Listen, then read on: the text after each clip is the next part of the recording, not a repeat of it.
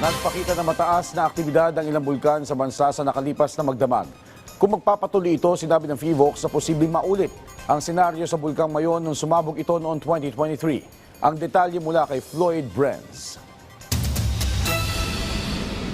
Nananatili sa Alert Level 3 ang bulkang Mayon sa Albay matapos iulat ng PHIVOLCS ang patuloy na pagtaas ng aktibidad nito.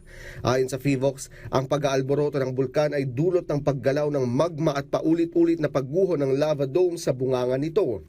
Naitala ang daan-daang pagguho ng bato at ilang pyroclastic density currents na maaaring magdulot ng biglaang panganib sa mga kalapit na komunidad. Nagbabala naman ang mga otoridad na posibleng magkaroon ng mas malakas na pagsabog at pag-agos ng lava at pag-ulan ng abo sa mga susunod na araw o linggo.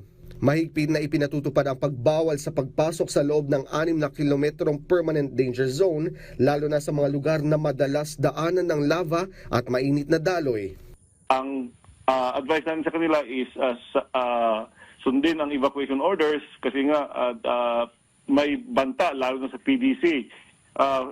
Anytime pwedeng magkaroon ng malaking PDC, posibleng magkaroon ng malaking PDC and baka lalagpas ito doon sa permanent danger zone. Halos 3,000 residente ang inilikas mula sa mga barangay na itinuturing na high risk para maiwasan ang posibleng sakuna. Patuloy ang pagbubukas ng mga evacuation center at pamamahagi ng pagkain at iba pang tulong sa mga apektadong pamilya.